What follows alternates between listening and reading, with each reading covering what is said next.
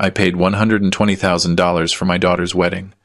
I bought her a condo worth $450,000 completely furnished. And when I arrived at her ceremony, I found a 25-foot banner with my photo and the words, "This man is not welcome at this party." Before we continue, subscribe to the channel and hit the bell because we have new stories every day. Leave a like and tell us in the comments what city you are watching from. My name is Andrew. I am 64 years old, and for a long time I believed I had built something solid. A life based on respect, honest work, and unconditional love for my only daughter, Emily. Today, as I write these lines from the terrace of my house in Florida, with the ocean shining under the December sun of 2024, I can say that finally, I understand what my own father tried to teach me decades ago. A man is not measured by how much he gives, but by how much respect he demands in return. Everything started very differently. 14 years ago, in the fall of 2010, my wife Elizabeth lost a 2-year battle against cancer. Emily was barely 18 when we were left alone, just her and I, in that house that suddenly seemed too big and too silent. I remember the nights when we both tried to cook Elizabeth's recipes, crying over the pots while the rice burned. They were difficult years, but we faced them together. I became father and mother at the same time. I attended all her college presentations. I helped her with her final architecture projects. I celebrated every small triumph as if it were the most important thing in the world. When Emily got her first job at a design studio in Chicago, I felt that Elizabeth would be proud from wherever she was. I taught her everything I knew about financial management, about keeping her word, about valuing people for their character and not their bank account. During those years, I built a modest but solid wealth. I had worked 35 years in the citrus export sector, starting as a simple clerk and becoming a partner in a respectable agricultural coup.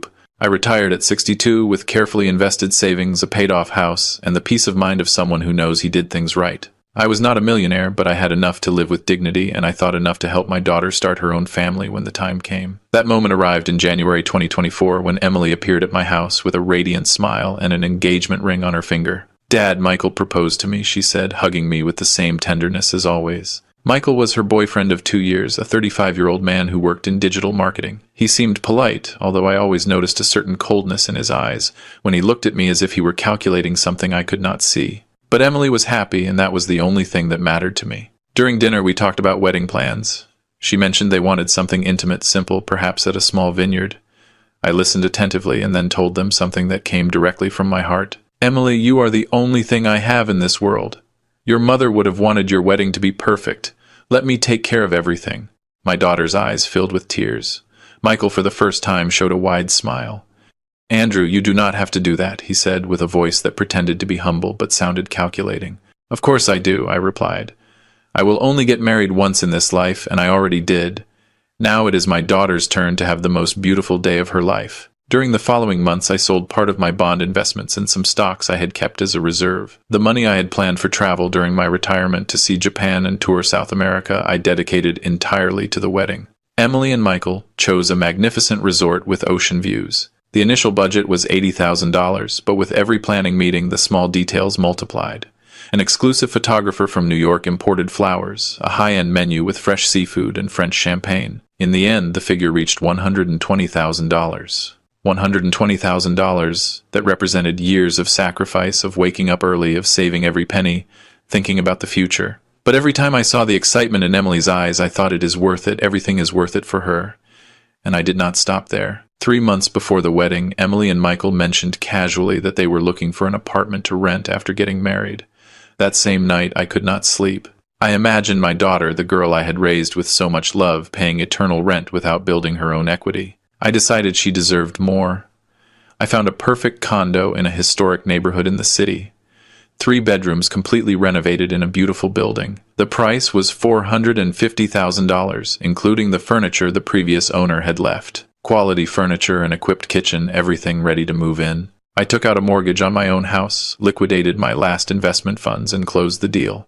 When I gave the news to Emily in April, a month before the wedding, I expected to see her cry with happiness. Instead, her reaction was strangely contained. "Dad, you did not have to do that," she said with a voice I did not recognize. "It is too much." I explained it was my wedding gift, that I wanted to see her established and secure. She smiled, but the warmth had disappeared from her eyes. During the last weeks before the wedding, I noticed subtle changes that I ignored then, but now looking back, I see with painful clarity. Emily stopped visiting me on Sundays, our sacred tradition since Elizabeth died. When I called her, the answers were brief, distracted. "I am busy with preparations, Dad," she always said. Michael stopped coming by my house completely. I attributed everything to pre-wedding nerves, to the stress of preparations. Never, not even in my worst nightmares, did I imagine what awaited me on June 15th, 2024. The day of June 15th, 2024 dawned with a perfectly blue sky. I woke up at 6 in the morning in my room at the hotel where I was staying a few miles from the venue. I had chosen to stay in a different place so as not to bother the couple, thinking that perhaps they wanted their space before the ceremony. How naive I was. I showered calmly, shaving carefully in front of the mirror. Every gesture was deliberate, almost ceremonial.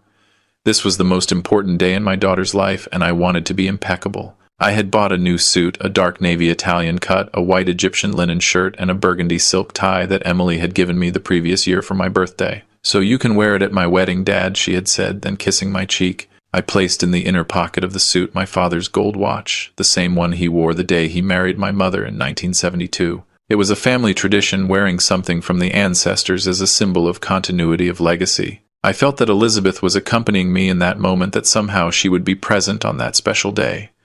I arrived at the venue at 11 in the morning. The ceremony was scheduled for 12:30, followed by a cocktail in the gardens, and then dinner in the grand ballroom. The place was spectacular, mixed with modern luxury, towering palm trees, water fountains, the scent of the sea mixing with the perfume of thousands of white flowers decorating every corner. As I walked through the main access, I greeted the hotel staff. Some recognized me from previous planning meetings and returned the greeting with professional courtesy.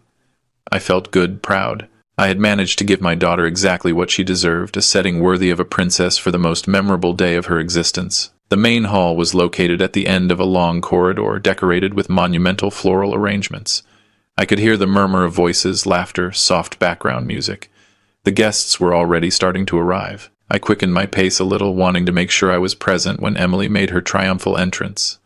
I turned the final corner of the corridor, and that was when I saw it. Hanging on the great archway to the main hall, impossible to ignore, was a huge banner. 25 feet long, I calculated later, although at that moment my brain could barely process dimensions. The material was an immaculate white fabric with black letters at least 20 inches high, but it was not the letters that froze me on the spot. It was my face. A photograph of me enlarged to almost life-size occupied the center of the banner. It was not just any photo, it was one that Emily had taken during a vacation the previous summer, where I appeared smiling, relaxed, happy. We had spent a wonderful week laughing like we had not done since she was a child. And under my smiling face and those huge and relentless black letters, the text said, "This man is not welcome at this party." The world stopped. I swear that in that instant the sound disappeared, as if someone had pressed a mute button on the entire universe. My heart beat so hard I could feel it in my temples, in my neck, in the tips of my fingers, holding the small additional gift I had brought for Emily.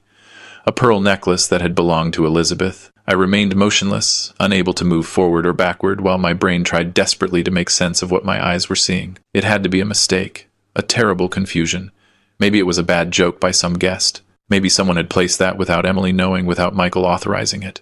But then I began to hear the voices. "Is that the father of the bride?" said a woman with a scandalized tone. "What a shame, poor man," whispered an older gentleman with genuine compassion. "I would kick him out of my wedding too, if he were my father," commented someone younger with casual cruelty, provoking stifled laughter around him. I slowly raised my eyes from the marble floor where my gaze had fallen. Guests were everywhere. Dozens, perhaps hundreds of people circulated through the cocktail area preceding the main hall. Everyone, absolutely everyone, passed under that banner. They read it, looked at my photograph, and then searched for me with their eyes among the crowd. When they found me, reactions varied. Some looked away immediately, ashamed to be witnesses to such public humiliation. Others whispered among themselves, pointing at me discreetly. A group of young people, probably Michael's friends, observed me with mocking smiles, as if I were the unofficial entertainment of the afternoon. 420 guests, I remembered. That was the final number on the list. 420 people who had been invited to celebrate my daughter's love, paid for with my money, fed with food I financed. And all of them were now witnesses to my absolute degradation. I forced my legs to move. I had to find Emily. There had to be an explanation. I crossed the hall like an automaton, dodging waiters with champagne trays, avoiding conversation groups. The gazes followed me like spotlights on a stage. I felt my face burning, the shirt collar suddenly too tight, the air dense and difficult to breathe. And then I saw her. Emily was at the back of the hall, near the doors that led to the gardens. She wore a spectacular wedding dress, French lace, a 10-foot train, the veil held with a crystal tiara. She was radiant, beautiful, perfect, exactly as I had imagined she would look on her wedding day. She was laughing. Michael had his arm around her waist, whispering something in her ear. His parents were there too, all forming a closed circle, champagne glasses in hands. And my daughter, my only daughter, the girl I had raised with every ounce of love that existed in my shattered heart after losing Elizabeth, was laughing with a carefree and bright joy. Our eyes met for a second, just a second. I saw something cross her eyes, something that could have been discomfort or perhaps guilt, but then Michael told her something else. She returned her attention to him, and the laughter continued. There was no explanation, there was no apology, there was no attempt to approach me to take down that monstrous banner to protect her father from the biggest humiliation of his life. In that moment, standing in the middle of a hall full of strangers looking at me with pity or amusement, I understood something fundamental. My daughter had betrayed me. Not by accident, not by mistake. With full awareness and cruel deliberation, Emily had chosen to humiliate me publicly on the day I had worked so hard to make perfect. Tears threatened to flow, but I refused to give them that additional pleasure. I took a deep breath, squeezed Elizabeth's pearl necklace in my fist until I felt the beads mark my palm, and made the most difficult decision of my life. I turned around and started walking toward the exit. Every step toward the exit weighed as if I were wearing chains on my ankles. I did not run, I did not scream, I did not make a scene. Something deep inside me, something that came from very far in my family lineage, ordered me to keep my composure. My grandfather had survived war without losing his dignity. My father had faced the bankruptcy of his small business in the 80s and had rebuilt himself from scratch without ever begging for compassion. Both had taught me something fundamental. In moments of greatest defeat, the way you withdraw defines who you really are. I remembered with crystal clarity an autumn afternoon in 1986. I was 26 years old and had just lost an important job opportunity because a colleague had betrayed me, stealing my project and presenting it as his own to the bosses. I arrived at my parents' house, furious, crying with rage, wanting to destroy something or someone. My father poured me a glass of whiskey, sat me in his study, and told me something I never forgot. Andrew, a man is measured by how he reacts when he is disrespected. The weak explode and lose all credibility. The mediocre accept passively and become perpetual victims, but real men, my son, observe, learn, withdraw with elegance, and then act with intelligence when no one expects it. Those words resonated now in my head like cathedral bells. The corridor back seemed endless. The same floral arrangements that minutes before had seemed beautiful to me now looked obscene in their perfection, mocking my naivety. $700 for each of those gigantic arrangements. 18 distributed throughout the hotel. I had memorized every invoice, every expense, every dollar invested as acts of love. Now every flower was a mute witness to my stupidity. A young waiter tripped slightly on me, crossing my path, spilling a few drops of champagne on his tray. "Excuse me, sir," he muttered automatically. Then he recognized me, his eyes flying toward the banner visible at the end of the corridor. I saw pity settle on his face like a mask. I nodded and kept going. I did not need his compassion. I did not need anyone's. 3 older ladies, elegantly dressed, were grouped near an ornamental fountain. Seeing me pass, one of them clicked her tongue with disapproval. "What horror, what a lack of manners," she said loudly enough for me to hear. I could not distinguish if her comment was directed at my supposed unwanted presence or the act itself of humiliating me publicly. I did not care. I passed by them without stopping. A middle-aged man with a carefully trimmed mustache and impeccable gray suit stopped me, touching my arm gently. "Listen, I do not know what happened between you and your family, but this," he pointed vaguely toward the hall, "this is wrong. I am very sorry." His sincerity pierced me like a knife. For a dangerous second, I felt that the tears were going to defeat me. I swallowed hard, nodded briefly in gratitude, and walked away before my voice could betray me. I finally arrived at the main lobby of the hotel. The air conditioning hit my sweaty face, a thermal shock that returned some mental clarity to me. The reception staff watched me with poorly disguised curiosity. Surely the rumor had already run among them. Hotel workers always know everything that happens in their facilities. I imagined their conversations on break. "Did you see the wedding banner, the father of the bride?" Laughter, speculations, judgments. I stopped in front of the large glass doors that led outside. The midday sun shone with blinding intensity over the parking lot. My car was out there waiting for me. Freedom was a few yards away, but something kept me paralyzed on that threshold. What did it mean to cross that door? Did it mean giving up? Accepting that my daughter had the right to treat me like this? Validating in some way the narrative that Michael had evidently built about me? My phone vibrated in my pants pocket. I took it out with trembling hands. A message from Emily. "Dad, please do not make a scene. It is done. Just go quietly." I read those lines 3 times. Every word was an additional dagger. It is done. as if it were an unavoidable accident like the weather or an earthquake, something that simply had happened without human will behind it, and the implied order, go quietly, do not cause problems. Accept your humiliation as corresponds to your new role in this story. Something broke inside me in that instant. It was not my heart. That was already in pieces. It was something deeper, more structural. The image I had of myself as a loving father who sacrifices everything for his daughter disintegrated like burning paper, and in its place slowly began to emerge a different version of Andrew. An Andrew who understood that love does not mean allowing abuse, that generosity does not imply being a convenient fool, that forgiveness cannot come before genuine repentance, and above all that protecting your own dignity is not selfishness but survival.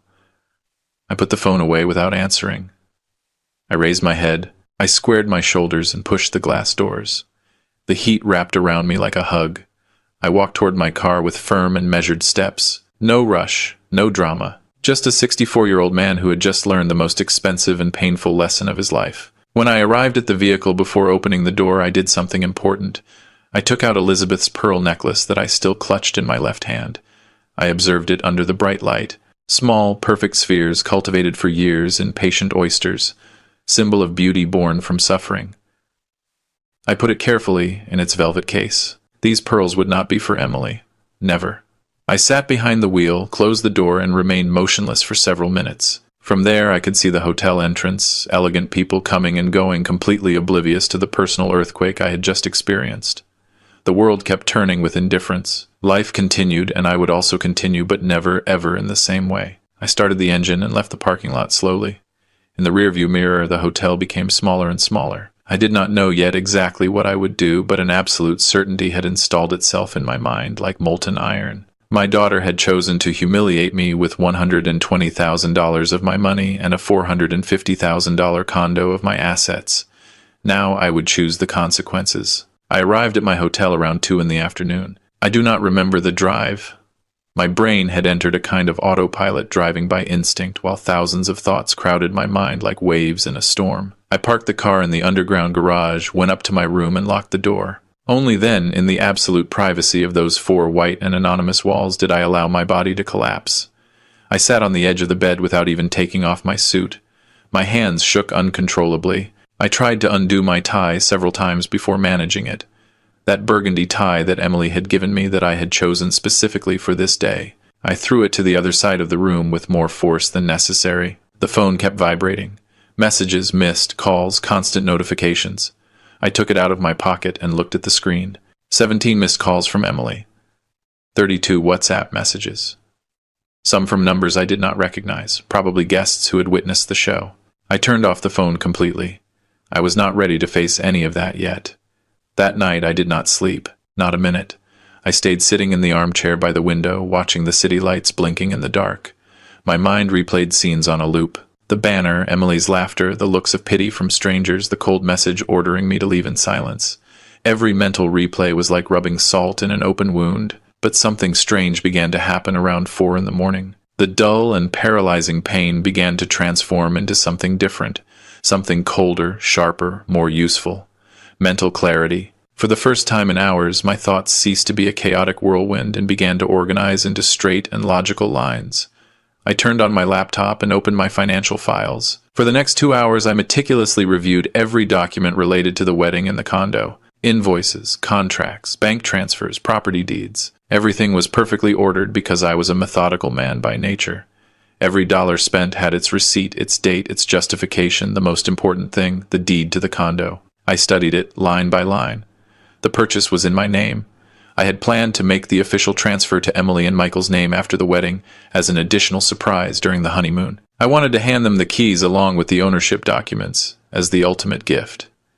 How convenient my planning nature turned out to be. At 6 in the morning on June 16th, I showered with ice-cold water, shaved again, and dressed in clean clothes. I made coffee in the small machine in the room and sat down with my notebook. I wrote a list with clear and firm handwriting. 1. Contact James, my lawyer. 2. Stop transfer of the condo. 3. Call Rose. 4. Review pending wedding payments. 5. Modify will and beneficiaries. At 7 o'clock in the morning, I dialed James's number. James had been my lawyer for the last 15 years, but more importantly, he was a friend from college. He answered on the third ring, his voice hoarse with sleep. "Andrew, what is wrong? Are you okay? James, I need you to listen to me carefully. I need your professional help immediately." My voice sounded strangely calm, as if it belonged to someone else. I told him everything, every humiliating detail. James listened without interrupting until I finished. The silence that followed lasted several seconds. "Son of a bitch," he murmured finally. James rarely cursed. "Excuse the language, but what kind of person does that?" And Emily aloud. "She participated actively," I corrected. I saw her laughing, James. She was not a passive accomplice. She chose this. "Okay." I heard the noise of papers, a chair moving.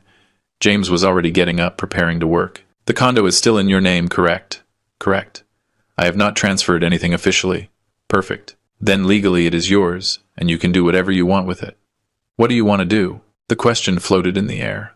What did I want to do? All night I had avoided formulating that answer explicitly, although my subconscious already knew it. I want to sell it as soon as possible, and I want Emily to know that she will receive nothing more from me, not now, not ever. "Andrew, I understand you are furious, and you have every right, but are you sure? She is your daughter. Maybe when things calm down, things will not calm down, James. This was not a mistake in a moment of tension. It was planned. That banner did not appear by magic. Someone designed it, had it made, placed it strategically, and Emily allowed it. No worse. She endorsed it." James sighed. "All right, give me a few hours to review the documents. I will call you at noon with options." After hanging up, I dialed Rose's number, my younger sister. Rose lived in Austin with her husband. She worked as a high school history teacher and was the only close family I had left. She had also been invited to the wedding, although she had told me weeks before that she could not attend due to work commitments. Now I was grateful she had not witnessed my humiliation. "Andrew, how was the wedding? Tell me everything." Her voice sounded cheerful, expectant. I could not speak immediately. My throat closed up. "Andrew, are you there? What happened?" I told her. This time my voice broke several times. Rose was the only person before whom I could allow myself certain vulnerability. She had known Emily since she was a baby, had seen her grow, had cried with me at Elizabeth's funeral. When I finished, I heard Rose crying on the other end of the line. "My God, Andrew! I cannot." "How could she do that?" "Emily. Our Emily." "I do not know who Emily is anymore," I admitted. Rose stayed silent for several moments, processing. Then her voice changed, acquiring a more serious tone. "Andrew, I have to tell you something. About 3 months ago, Emily called me. She was weird, distant. She told me she was worried because you were becoming very controlling with the wedding plans, that you wanted to impose your ideas, that Michael felt you were trying to separate them." I sat up straighter. "What?" I told her that was ridiculous, that you were the least controlling man I knew. But she insisted. She said Michael had opened her eyes to certain toxic patterns of behavior. Those were her exact words. Toxic patterns. The rage I had been holding back all night finally found a clear target. Michael. This had Michael's fingerprints all over it. "She kept calling me during the following weeks," Rose continued, increasingly convinced that you were a problem, that they needed to set boundaries, that her new family with Michael was her priority. I tried to reason with her, but eventually she stopped calling me too. I thought it was prenuptial nerves. Everything fit with terrible clarity. Michael had executed a classic manipulation manual. Isolate the victim from their support network, rewrite family history, plant seeds of doubt and resentment. And Emily, my intelligent and educated daughter, had fallen completely into the trap. Or maybe she had not fallen. Maybe she had chosen to believe that narrative because it suited her. "Rose, I need you not to talk to Emily if she contacts you. Can you do that for me?" "Of course. I am on your side, brother. Always." We hung up after a few more minutes. I looked at my to-do list. I had already completed the first 3. It was time to execute the rest of the plan. Emily had chosen war. Now she would learn that her father, the man she completely underestimated, knew how to fight with intelligence she never saw coming. The next 6 days were a whirlwind of methodical activity and decisions that would change everything forever. James called me exactly at noon on June 16th, as he had promised. His voice sounded professional, focused. "I have news. First, the condo is completely in your name, and there is no legal impediment to selling it. Second, I reviewed the wedding contracts. There are 2 important payments that have not yet been processed completely. The final buffet and the floral decoration. They total $25,000. They are in the bank clearing phase, which means we have a window of approximately 72 hours to stop them if we act fast." I sat up in the chair of the small hotel desk where I had set up my makeshift operations center. Can we stop those payments legally? Yes, but we need to move fast. It is you who signed the contracts and who ordered the transfers. You have the right to cancel them before final clearing. The vendors will not be happy, but legally we are covered. Do it. Cancel everything you can. Understood. Now about the condo. I have a contact, a Portuguese investor who specializes in city properties. I spoke to him about the property this morning without giving personal details. He is interested. He can close fast in cash, but obviously he will offer less than market value. How much less? He calculated $430,000. It is $20,000 less than what you paid, but the transaction could be completed in a week, max 10 days. $20,000 of loss. Money I had earned with years of sacrificed work, but the alternative was worse, giving that asset to a daughter who considered me so despicable she had publicly announced my rejection. I accept. Proceed with the sale. Andrew, once again, are you completely sure? There is no going back after this. I have never been more sure of anything in my life. During the following days, my hotel room transformed into a makeshift legal office. James sent me documents by email that I printed in the hotel business center, signed and scanned back. The Portuguese investor, a Mr. Rui Cardoso, turned out to be exactly what I needed. Discreet, efficient, and without unnecessary questions about the reasons for such a rushed sale. On June 17th, I received a furious call from the catering service manager. I had managed to stop the payment just in time. Mr. Andrew, this is completely unacceptable. We fulfilled our service. The food was served, the staff worked. You cannot simply cancel the payment. Check the contract, I replied with a calm voice. Clause 7.3 establishes that the client has the right to dispute charges if the service does not meet agreed expectations. I did not authorize my investment to be used to humiliate me publicly. I consider that a fundamental breach of the spirit of the agreement. It was a creative interpretation, probably unsustainable in court, but the manager had neither the time nor desire to start a long legal process for $25,000. After 30 minutes of tense negotiation, we reached an agreement. They would return $15,000 and keep $10,000 as partial compensation for services rendered. I accepted. Recovering something was better than nothing. On June 18th, I performed another crucial task. I drove back home and went directly to the office of my financial manager, Albert, a bald man in his 50s who had managed my investments for a decade. Albert, I need to make important changes to my beneficiary documents. He opened my file on his computer, adjusting his glasses. Sure, Andrew. What kind of changes? I want to remove Emily from my life insurance, from my pension plan, and from any investment account where her name appears. Albert looked at me over his glasses, surprised. That is... Well, it is a significant decision. Are you sure? Emily is your only daughter. I am completely sure. And there is more. I want to designate new beneficiaries. I spent the next hour working with Albert on the complete restructuring of my assets. As main beneficiaries, I designated 3 organizations: a foundation for elderly care, a local charity, and the Cancer Society in memory of Elizabeth.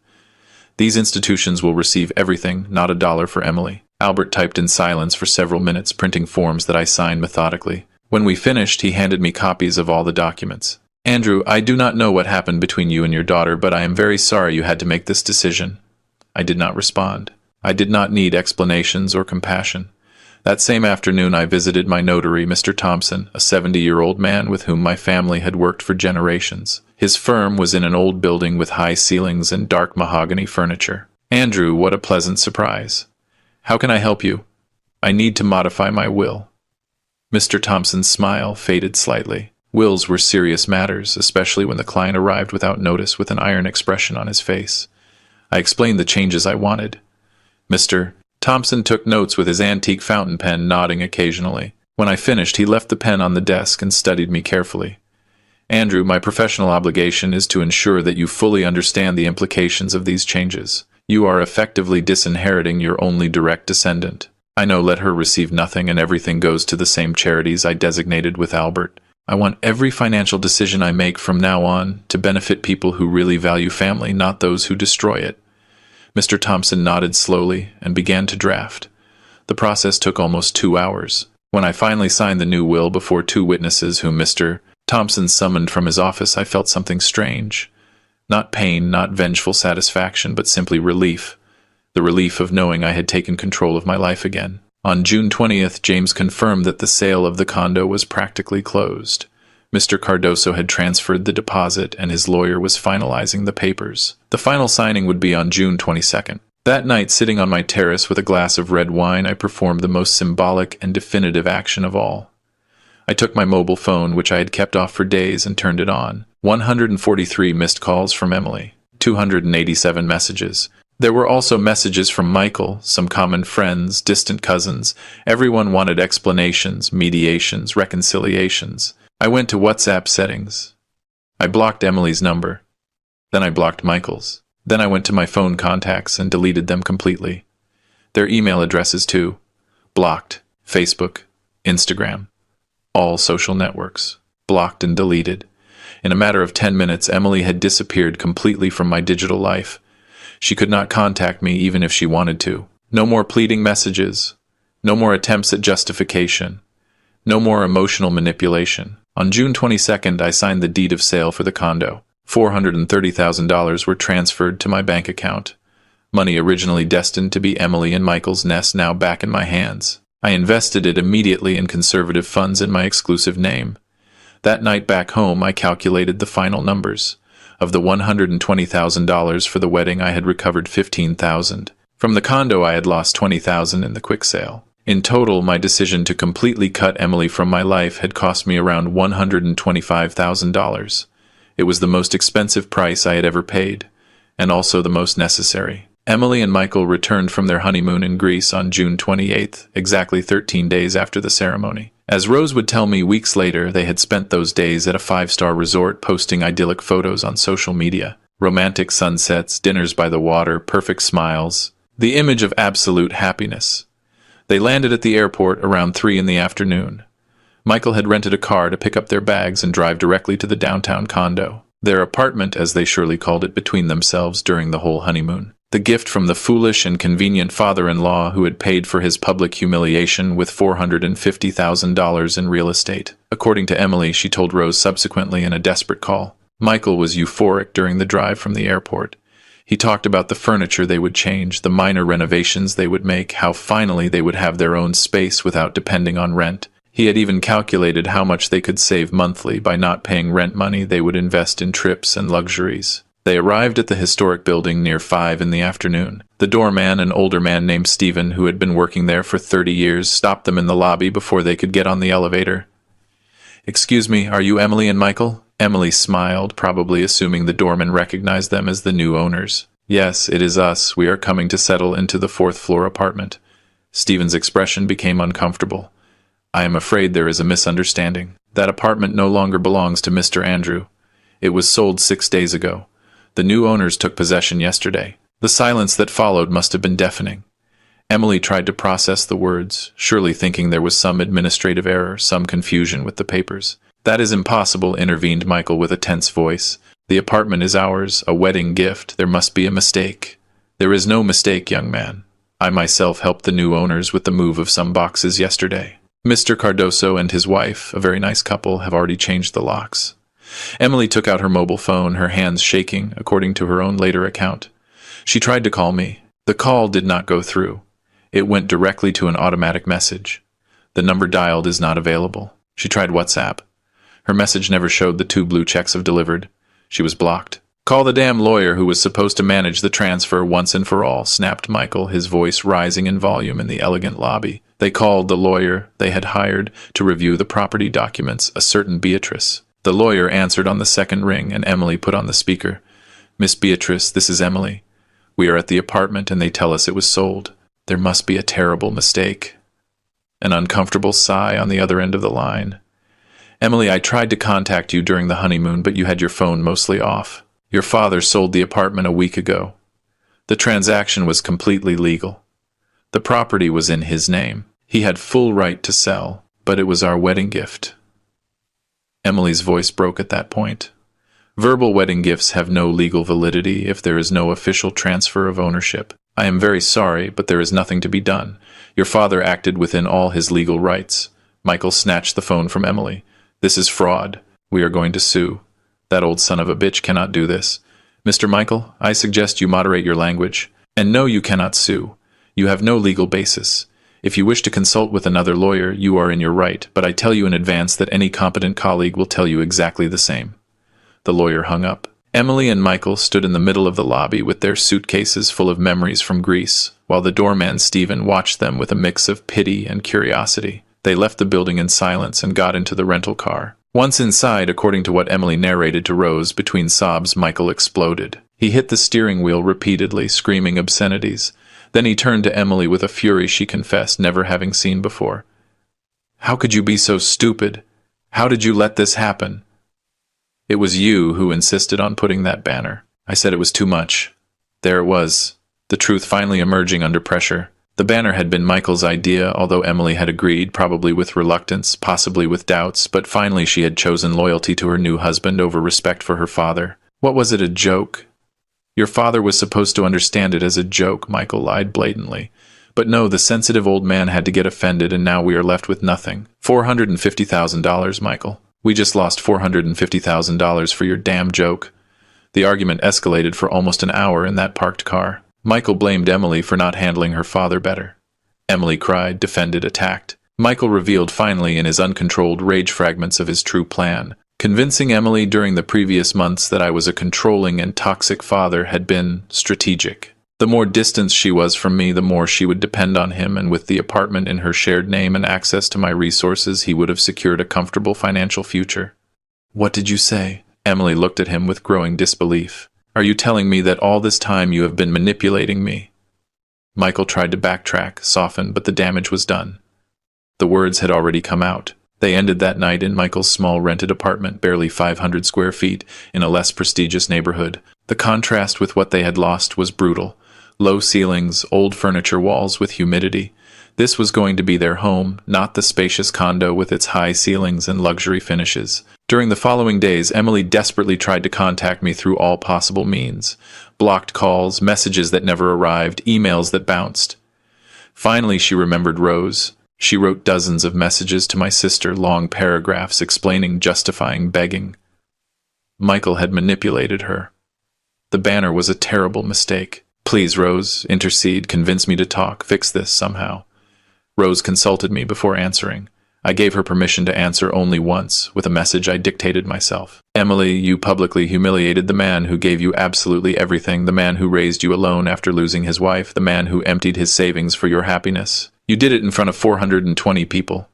Every action has its consequence. This is yours, do not contact me anymore."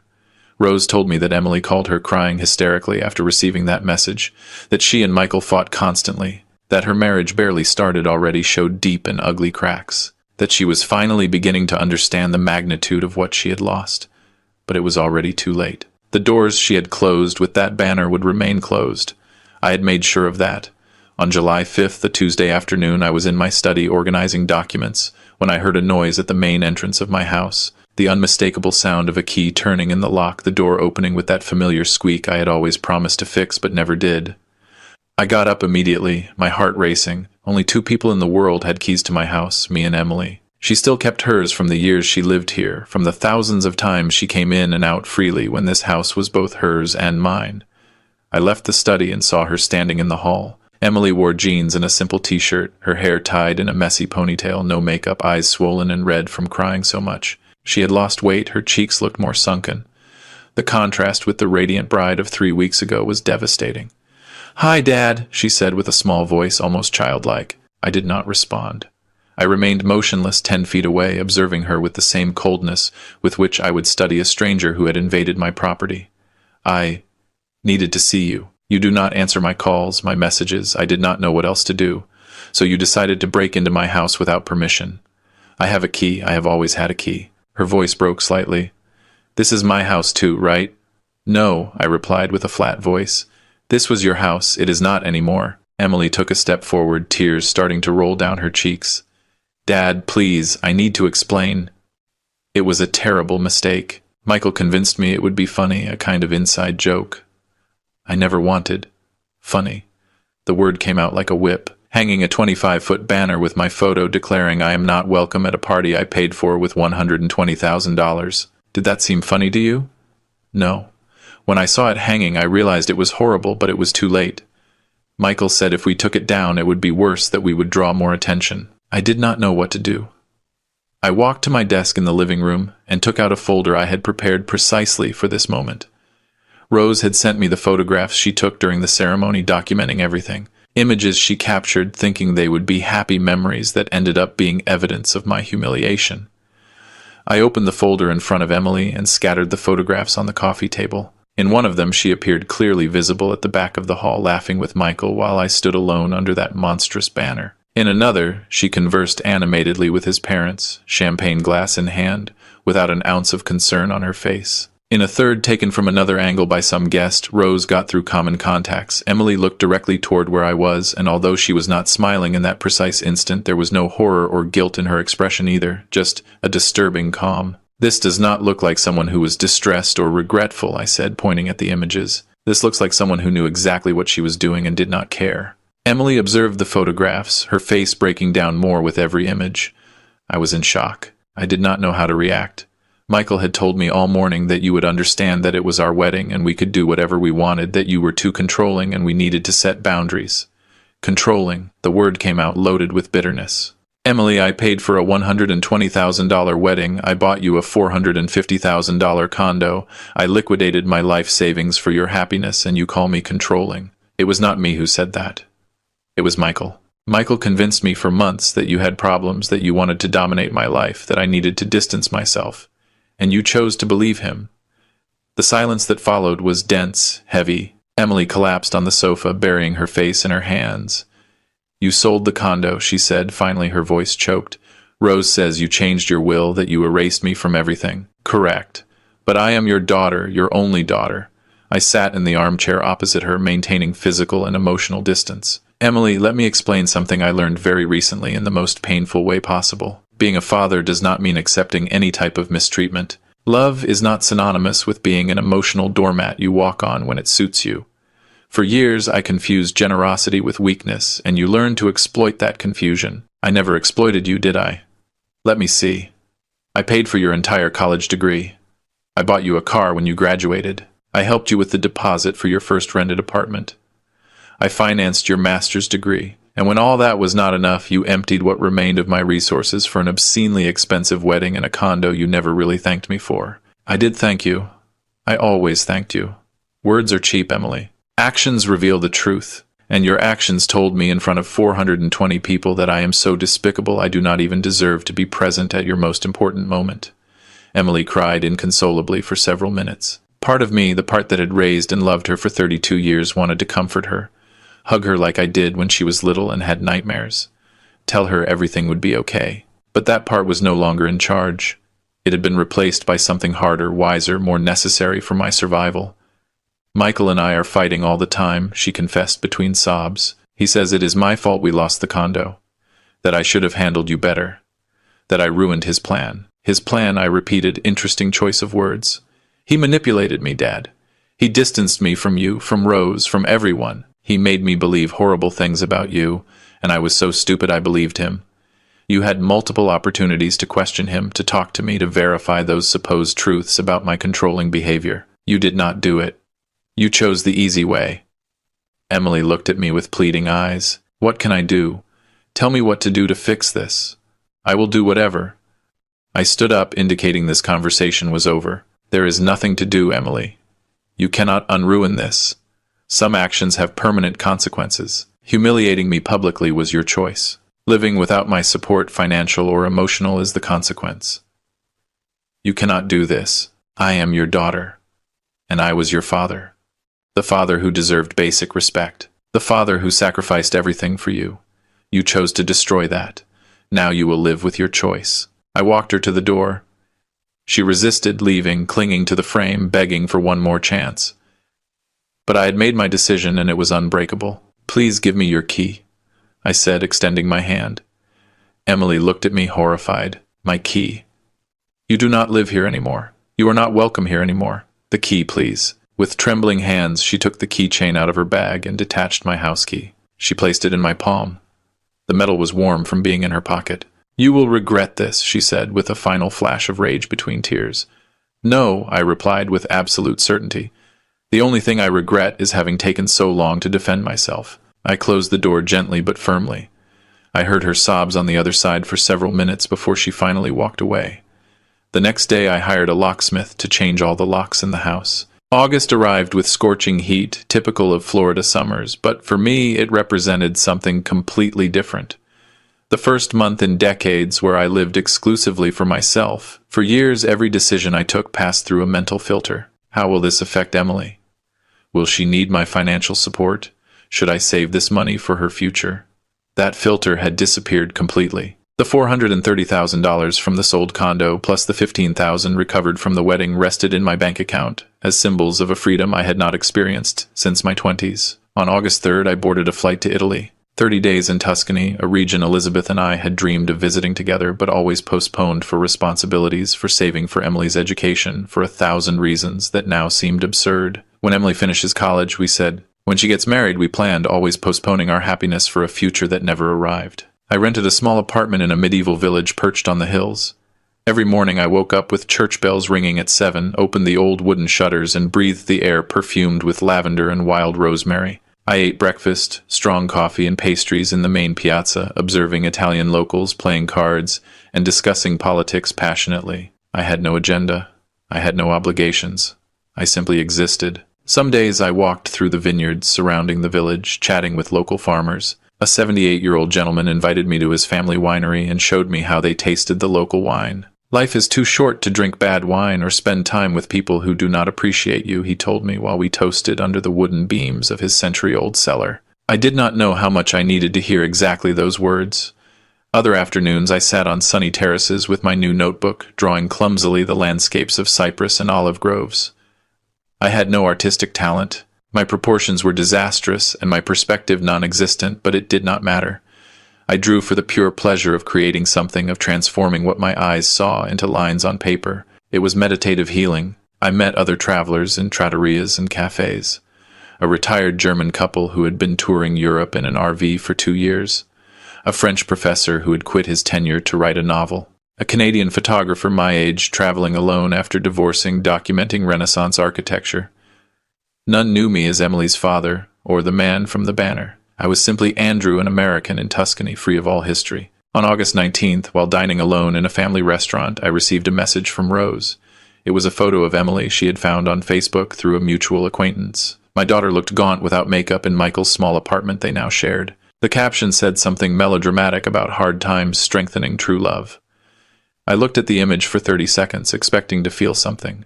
Guilt, maybe. Or vengeful satisfaction. But the only thing I felt was nothing, a neutral void. Emily had chosen her path, I had chosen mine. I put the phone away and returned to my pasta, enjoying every bite. I returned home on September 1st with a few extra pounds from the pasta and wine, tanned skin, and something fundamental. I had recovered the capacity to feel joy without guilt. A week later, I enrolled in a painting workshop for beginners at my local community center. We were 8 students, mostly retired women who laughed at their own mistakes and celebrated every small progress. The teacher, a 40-year-old artist with paint-splattered hair, taught us with infinite patience. Art is not about perfection, she said. It is about authentic expression. For the first time in my life, I held a brush without a productive goal. I did not paint to sell, to impress, or to achieve something. I painted because I liked mixing colors, because I enjoyed seeing how the white of the canvas transformed into clumsy but honest landscapes. I also began volunteering at a local association, helping young people from disadvantaged neighborhoods develop business ideas. 2 afternoons a week, I shared my 35 years of experience in the business sector with 20-year-old kids who had ambition but lacked guidance. I taught them about basic financial management, about the importance of clear contracts, about how to negotiate with suppliers. A 23-year-old guy named David who wanted to open a mobile repair shop reminded me a bit of myself at that age. Hungry for opportunities, scared of failing, I helped him prepare his business plan. I connected him with a couple of useful contacts. When he finally opened his small shop in October, he invited me to the grand opening. Seeing his pride, his genuine gratitude filled me with a satisfaction that no amount of money invested in Emily ever gave me. Rose came to visit me a weekend in September. We sat on my terrace with a bottle of wine, watching the sunset. "Andrew, I have to tell you something." She began with a serious tone. "I have never seen you like this." "Like what?" "Happy. Really happy. Not even when Elizabeth was alive, because then you were always worried about being a good provider. Nor when Emily was little, because you lived for her. Now finally you live for you." She was right. For 64 years I had defined my worth by how much I could give to others, how much I could sacrifice, how much I could endure. Emily's betrayal, ironically, had freed me from that self-imposed prison. Do you know what is the strangest thing I confessed to Rose? I do not miss her. I thought I would miss her terribly, that I would wake up crying, that every moment would be stained by her absence. But it is not like that. It is as if the Emily I loved, the daughter I thought I had never really existed, and you cannot miss someone who was an illusion. Rose nodded understandingly, taking my hand in hers. That is wisdom, brother. Painful, but wisdom finally. For the first time in months, I went to sleep that night feeling something similar to peace. September advanced quietly, but the outside world had not forgotten me. News about Emily and Michael reached me in fragments, like pieces of a broken mirror reflecting a reality that was no longer mine, but some insisted on showing me. The first uncomfortable call arrived on September 14th. It was my cousin Leonore, a 60-year-old woman whom I had not seen for 3 years, but who suddenly had an urgency to contact me. Her voice oozed that fake concern typical of those who enjoy others' drama. "Andrew, dear, I heard about Emily. What a terrible situation for everyone. But, well, you know how weddings are. There are always tensions, surely with time. Leonore, I appreciate your call, but there is nothing to discuss. But poor Emily is having a very hard time. I saw her last week at the supermarket, and she looked gaunt. And that boy Michael does not give me a good vibe. I think she needs her father now more than ever. Emily had her father available for 32 years. She chose to humiliate him publicly. The consequences of those choices are not my responsibility. Oh, Andrew, how hard you are. She is your daughter. Blood is blood. Blood does not justify abuse, Leonore. If there is nothing else, I have commitments this afternoon." I hung up before she could continue. That same week I received similar calls from 2 distant uncles and a neighbor of Emily who felt entitled to opine. Everyone recited variations of the same script. She is your daughter. You must forgive. Family is the most important thing. Think of Elizabeth. What would she say? That last phrase, invoking my dead wife to manipulate me emotionally, infuriated me more than anything else. Elizabeth had been a woman of iron principles. She had taught me that true love includes healthy boundaries, that forgiving does not mean forgetting or restoring lost privileges. If Elizabeth would tell me something now, it would be, protect yourself, Andrew. Protect your dignity. Rose, faithful to her promise, only contacted me when she had relevant information, not to pressure me. At the end of September, she called me with a particularly serious tone. "Andrew, you need to know something, not so you change your mind, but because I think you deserve to understand the full picture." "I am listening." "Emily and Michael are in serious trouble, economic, marital, everything. The apartment where they live costs a lot in rent plus bills. Michael works freelance, but his income is irregular. Emily is still at the same architecture studio with a regular salary. Between the two, they barely make ends meet." I said nothing, waiting for her to continue. But there is something worse. A neighbor in their building who casually knows my sister-in-law told her something disturbing. She sees Michael leave regularly late at night, very dressed up with expensive cologne. He returns at dawn. Last week she saw him entering a hotel downtown with a brunette woman who was definitely not Emily. I felt a twinge, not of pain for Emily, but of contained rage toward Michael. That manipulator had not only orchestrated my humiliation, but now betrayed my daughter in the most predictable and miserable way. Does Emily know? Does she suspect? Another neighbor told me she hears them fighting violently at all hours. Screams, slamming doors, Michael blaming Emily for everything. That if she had handled the situation better with you, that if she were not so useless that she ruined his future. It is clear verbal abuse. And what does Emily do about it? For now, nothing. I think she is paralyzed between the pride of not admitting she was wrong with you and the fear of being completely alone if she leaves Michael. It is a trap of her own creation. That night I could not sleep well, but not for the reasons some would expect. I did not want to run to rescue Emily. What I felt was a kind of philosophical sadness for the price we pay for our bad decisions. She had chosen Michael over me. She had chosen to believe convenient lies over uncomfortable truths. Now she was reaping exactly what she had sown. On October 3rd, I received an unexpected visit at my painting class. I was focused on a landscape of orange trees when my teacher approached discreetly. "Andrew, there is a woman at the reception who insists on seeing you. She says it is urgent." I went out to the hall and found Linda, Michael's mother. a 62-year-old lady, elegantly dressed, looking at me with a mix of disdain and nervousness. "Mr. Andrew, we need to talk about your daughter and my son. We have nothing to talk about, Mrs. Linda. My son says you caused all this, that your possessive and controlling attitude led Emily to take extreme measures at the wedding." I stared at her without blinking. "Your son is a professional manipulator who isolated my daughter from her family. He convinced her to humiliate me publicly to ensure she had no one but him. And now he mistreats her verbally and emotionally, while probably cheating on her with other women. If you came here looking for me to rescue that situation, you got the wrong person." Linda paled. "How dare you speak like that about my son?" "I dare because it is the truth. And if you really care about your son, I would suggest you confront him about his behavior instead of looking for convenient culprits. Now, if you excuse me, I have a painting class to finish." I turned around and returned to the workshop, leaving her standing in the hall. Rose called me that same night, laughing. Linda just posted on Facebook a cryptic message about bitter men destroying happy families. Several mutual acquaintances have asked me what is happening. Let her post whatever she wants. The truth always emerges eventually. "Andrew, I am proud of you.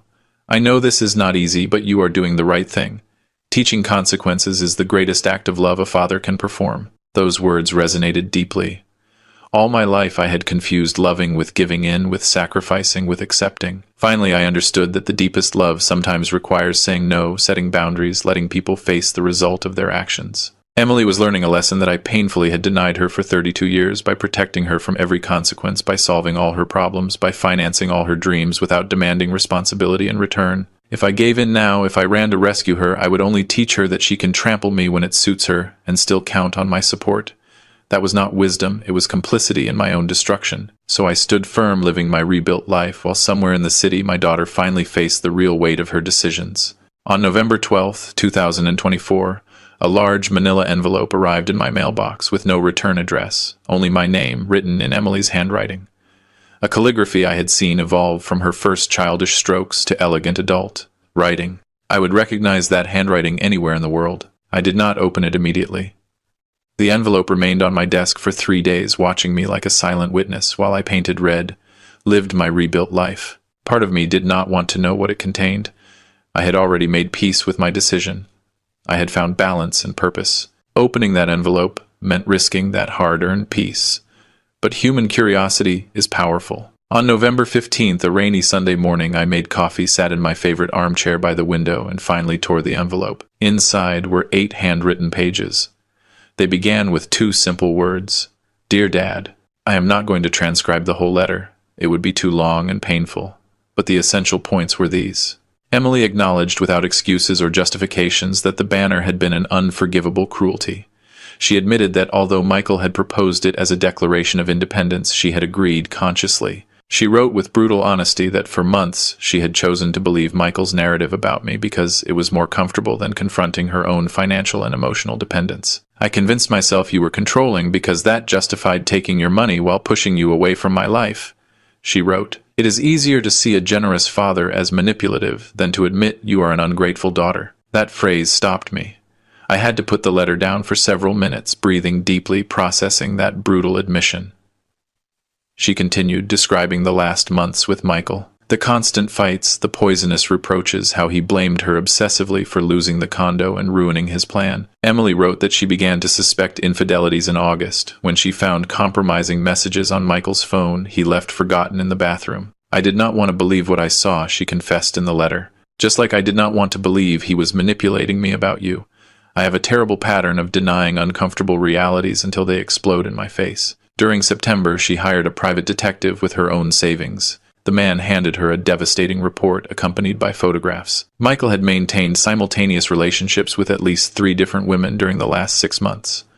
One of them since before the wedding. The detective documented hotel entries, romantic dinners, even a weekend in another city with one of his lovers while he told Emily he had a work conference. I confronted Michael on October 25th with the evidence, she wrote. He did not even try to deny it. He laughed, Dad. He laughed and told me, what did I expect, that a woman who betrays her own father obviously does not deserve loyalty. He said he had used me to access your money, and since that failed, I was no longer useful to him. I read that part 3 times. Michael had finally revealed his true nature with crystal cruelty, and Emily, for the first time, had seen him without the filters of denial. I am in the process of divorce, continued the letter. Do not worry, I am not going to ask you for money for lawyers or anything. I hired a lawyer with the emergency fund I have. Michael and I do not share significant assets, so it will be relatively simple. I am also not going to ask you to receive me back in your life. I do not deserve that. The next 2 pages were an extensive and detailed apology. Not the superficial kind, forgive me if I offended you, but a complete acceptance of responsibility. Emily listed every specific decision she took, every moment she chose to believe Michael over her own experience, every red flag she deliberately ignored. I know I destroyed something irreparable, she wrote toward the end. I do not ask for forgiveness because I do not believe I deserve it. I also do not ask for a second chance because I understand there is no way to repair what I did. I just want you to know that I finally understand the magnitude of my betrayal, and that if I could turn back time, I would give anything to never have hung that banner, to never have listened to Michael, to have defended the father who gave me absolutely everything. The letter ended with a particularly moving note. I found among my things Mom's pearl necklace you planned to give me on the wedding day. Rose told me you carried it with you that day. I cannot imagine the pain you felt leaving there with that gift undelivered. Mom would be ashamed of me. I am ashamed of me. I do not expect your answer. I just needed you to know that I finally opened my eyes, although it came too late. I love you, Dad. I have always loved you, even when I acted like I did not. Emily. I finished reading with silent tears rolling down my cheeks. They were not tears of joy or immediate reconciliation. They were tears of mourning for what we could have been, for the lost years, for the destroyed relationship. I reread the letter that same afternoon, and again before sleeping. During the following days, I read it at least 10 times, looking between the lines for any trace of manipulation, of disguised excuses, of subtle attempts to get financial support. I found nothing of that. The letter was brutally honest, painfully self-aware. Emily had written from a place of genuine repentance, not from the desperation of needing rescue. That made it harder to process. If it had been a manipulative letter, I could have dismissed it easily. But this was different. This was a daughter who had finally matured, who had learned the hardest lesson, who had paid a terrible price for her mistakes. Rose called me a few days later. Emily told me she sent you a letter. Did you receive it? Yes. And what are you going to do? That was the question, right? What would I do? Call her immediately and start a reconciliation process. Ignore the letter completely. Something in between. I do not know yet, I admitted honestly. The letter is sincere, painfully sincere. But words are easy, Rose. What matters are actions sustained over time. Anyone can write a nice apology in a moment of crisis. It is true, agreed Rose, but it is also true that Emily is really changing. I have seen her. She left Michael, she is in therapy, working hard to support herself alone. She is not looking for you to rescue her, she is trying to become someone who someday deserves your forgiveness. Someday, I repeated. That is the key word. Not today, not tomorrow. Someday, if she demonstrates with facts for months, perhaps years, that she really changed, then will you leave the door open? Ajar, I corrected. Very slightly ajar, but she will have to do all the work to open it completely. I already did my part for 32 years. I kept the letter in a drawer of my desk. I did not answer it. I was not ready for that yet, but I did not destroy it either. December arrived with that particular golden light of winter, soft and melancholic. Exactly 6 months have passed since that June 15th that divided my life into a before and after. 6 months that feel simultaneously like an eternity and like a blink. This morning, while drinking coffee on my terrace, observing the ocean shine under the winter sun, I made a mental inventory of everything that had changed. Not only in my external circumstances, but fundamentally in who I am as a man. The Andrew who entered that hotel dressed in his best suit, carrying hopes and expensive gifts, no longer exists. He was a man who defined his worth by how much he could give, how much he could sacrifice, how much he could endure in silence. A man who confused generosity with weakness and love with complicity in his own destruction. The Andrew who writes these reflections today is fundamentally different. I have learned that protecting your dignity is not selfishness, it is survival, that setting boundaries is not cruelty, it is self-respect, that some relationships, no matter how much blood they share, need to end for both parties to evolve. Yesterday, I received a call from James, my lawyer and friend. He wanted to update me on a minor tax issue, but at the end of the conversation, he told me something that stayed resonating in my mind. Andrew, we have been working together 15 years. I knew you as a competent man, but always worried, always sacrificing. These last months, I see you different, lighter, more present. It is as if finally you stopped living to please ghosts and started living for yourself. He was right. For decades, I lived tormented by self-imposed obligations. I had to be the best husband to honor Elizabeth. I had to be the perfect father to compensate for the absence of a mother. I had to sacrifice my dreams to finance Emily's. It was an invisible prison, but absolutely real. Emily's betrayal paradoxically broke those chains.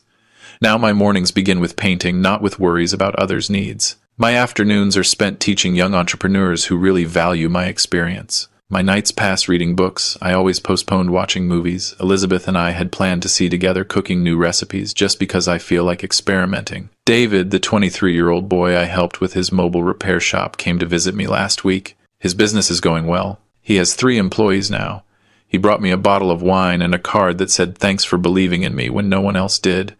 That simple card gave me more satisfaction than all the years financing Emily's whims. Because David genuinely valued my support. He did not take it for granted. He did not humiliate me publicly after receiving my help. Regarding Emily, I maintain my position. The November letter remains kept in my desk. I have reread it occasionally, looking for signs of genuine change versus sophisticated manipulation. So far, it seems authentic. But words are easy promises. What interests me are actions sustained over time. Rose keeps me informed discreetly. Emily finalized her divorce from Michael the first week of December. She lives alone in a small studio on the outskirts of the city. She works long hours, attends therapy weekly. She has not asked for money. She has not tried to contact me directly. She respects the boundaries I set. She is trying to become someone different, Rose told me the day before yesterday. I do not know if she will achieve it, but at least she is trying genuinely. I appreciate the effort. I recognize the growth, but I am not ready to fully reopen that door. Perhaps I never will be, and I have made peace with that possibility. I have learned something crucial about forgiveness. It is not a switch you turn off or on. It is a long process that requires not only repentance from the offender, but also deep healing from the one who was hurt. And more importantly, forgiveness does not mean automatic restoration of privileges, trust, or access to your life. I can forgive Emily eventually for what she did. I can reach a point where I do not feel pain remembering that banner, but that does not mean I will be her source of financial support again, her emotional safety net, the father who drops everything for her without expecting basic respect in return. If someday, after years of consistently demonstrated change, Emily and I rebuild some kind of relationship, it will be completely different. It will be a relationship between adults with clear boundaries, mutual respect, and real consequences for destructive behaviors. I will never again be the father who sacrifices infinitely while his daughter takes everything as an acquired right. This morning, while observing the sunrise from my terrace, I felt something I had not experienced in years. Gratitude for my life exactly as it is now. Not for what it could be if Emily returned. Not for what it was before the betrayal, but for this present moment with all its imperfections and its beautiful simplicity. I am 64 years old. Statistically, I have perhaps 20 good years of life left, maybe 25 if genetics favor me. I do not plan to waste a single one of those years living to please people who do not respect me. Not a single one waiting for apologies that perhaps never arrive with the depth they deserve. Not a single one being an emotional hostage of an adult daughter who must learn to support herself. My message for anyone reading this story is simple but powerful. Your dignity is not negotiable. True love includes healthy boundaries, and sometimes the most loving act you can do, both for yourself and for the other person, is to walk away and allow natural consequences to teach what words never could. Emily had a father who loved her unconditionally for 32 years. Now she has to learn to live without that resource exactly as a consequence of her decisions. And I have to learn to live for myself, rebuilding an identity I never had before, that of a complete man without the need to sacrifice for others to feel value. I look toward the future with serenity. There are trips I plan to take, paintings I want to create, young people who need mentorship, books I hope to read. There is a whole life waiting for me, and for the first time in decades, that life belongs completely to me. The 25-foot banner that declared I was not welcome ended up being a strange blessing in disguise. It forced me to wake up, to defend myself, to reclaim my dignity. It freed me from a toxic dynamic that I myself had allowed to perpetuate for years. So today, 6 months after the worst humiliation of my life, I feel freer, more alive, and more at peace than ever. And that, curiously, is the best revenge possible. Living well. If you liked this story, hit like on the video, subscribe to the channel, and share your thoughts in the comments. To hear the next story, click on the box on the left. Thanks for watching.